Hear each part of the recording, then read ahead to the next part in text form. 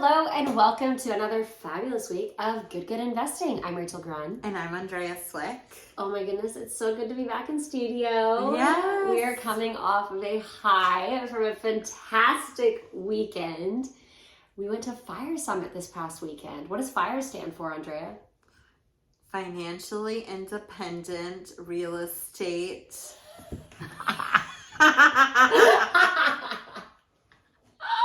Investing. Relive that. Okay, wow. So all I learned at FIRE was what FIRE stands for. That's the only thing I learned. It was a 4-day event, and I learned how each day we learned a different acronym, right? So F is for financial, I is for investing.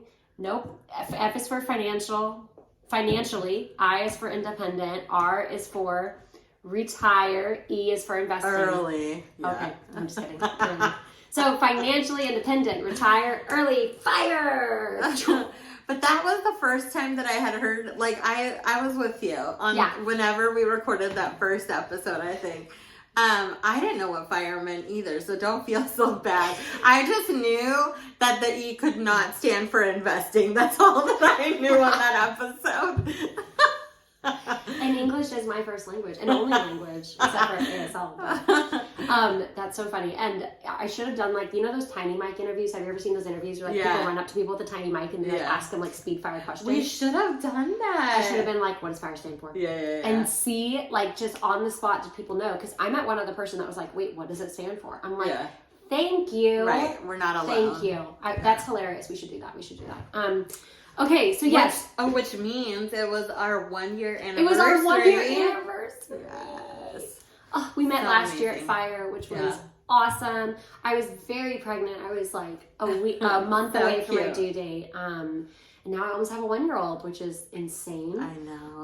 So cute. But yeah, it was fantastic. It was sobering in a way because, guys, we're heading into a totally different economic climate. Right. And while, yes, multifamily is a fantastic investment during recessionary, inflationary periods, literally it's historically performed well in every economic cycle. Yeah. There's still different due diligence and underwriting now that interest rates are totally whack. And even though they're lower than single family rates, we are still having to completely adjust our financing terms and our underwriting in order to mitigate risk, right? Right. So I think from a passive investor's perspective, even though you're not actively involved in the deal or managing it, you still need to know savvy questions to ask a potential sponsor, because you should really be doing your due diligence as well. But a lot of investors are so new to the landscape, they're like, they don't know what to ask. Yeah. They have no idea what to ask. No. So right now, I think lending terms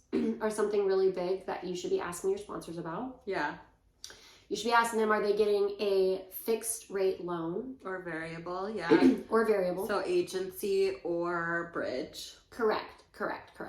Yeah, bridge loan is higher interest. I have a frog in my throat. Excuse me. So a bridge loan is higher interest, and it's short term. It's basically short term financing.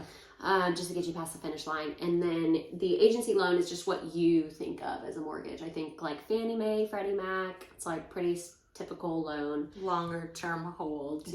Exactly. So lending terms are going to be huge right now, and you want to make sure people are being super conservative. Right, and then refinances are on the chopping block too, which was really interesting to hear about. So it's going to be interesting. I mean, predicting interest rates is like looking into a crystal ball. You just don't know. You just don't know. No one knows. If someone says they know, they're lying.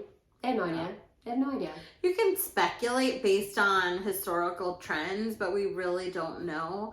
But that's why it's important to have a team in place that is experienced, right? I feel like Mark, who we partner with, has been in this for so many years. He's seen the ups and downs. And so even if he doesn't know this exact same scenario, he knows how to work things around and is creative. Well, that's it. And I think people think a business plan is the blueprint. That's it. Where this is, whatever happens, we are executing this plan as projected. No.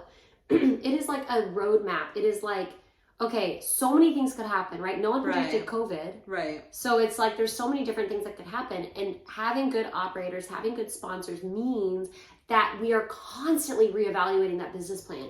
The end goal is the same, right? We want to double our investors' money in 5 years. That is like the end goal. That's what we all want to do. But how we get there is totally fluid. And I don't think people realize that. And that's why it's so important not just to have a good business plan, but really creative operating team that can like roll with the punches. Right. And it brings up a good point to me, which is, you know, some people, they say like, oh, why would I invest in a syndication where I don't have control, where I can just start smaller by my own units and then have full control of it? Well, if you don't know what you're doing, you could get yourself into a pickle, you know? So trusting a team, if you know them, you can ask them the questions and you get the experience of somebody in the partnership. I mean, it seems a little less risky to me. Oh, 100%, because you're leveraging multiple people's experience, you know? And it's like you said, like it's a great place to learn too. Like, what does it look like to manage a huge commercial asset? Because even though our investors are not involved in the day-to-day, they still get updates and you can be as involved as you want to be. That's the beautiful thing about investing with us, right? You have our cell phone. Like you can text us. There's a lot of operators out there that are, because of their stature or whatever, they do not allow investors to contact them directly. They have a sub team of people of investor relations, right? And we don't. And so if our investors have questions, they can literally text me, call me, email me. I know both of us are incredibly responsive because at the end of the day, we want you guys to feel confident in, you know, investing with us and excited about it. Yeah. Text is good. Facebook Messenger is good. Email, a little bit lacking for me, but Rach is on it. I'm on it. I'm goodgoodinvesting@gmail.com. Goes right to my inbox, so you can hit that up too. But between the two of us, like, you know, you're going to get in touch with one of us as well. Absolutely. So I think that's also like what really sets apart our team versus maybe some other operators out there. Yeah, 100%. Yeah. And you can always rest assured that we are underwriting super conservatively. The past couple of years, we saw 22% rent increases, and we cannot expect that moving forward. No. And some operators are still underwriting that. And I'm like, you guys. It's going to slow down. Yes. We have to show it in our analysis. We have to. Yeah, we absolutely have to. And if we overperform projections, fantastic. Exactly. But you should not overinflate projections. Do not get blinded by projected returns. Yeah. So important. Mm-hmm. Because you can project anything you want. We could say, oh, this is going to do 250%. On what basis? You know, at Fire Summit, this is why it's so cool for, I think, past investors to go to meetups and meet people in person, not only for networking, but for education. And we love providing education here as well. And we're going to regurgitate some of that from Fire Summit. But Mark made a really good point where he was showing deal examples, right? And Mark is one of our partners. He was showing deal examples and he was like, this one was projecting like a 250% return, like a 35% IRR, like crazy high projections. Yeah.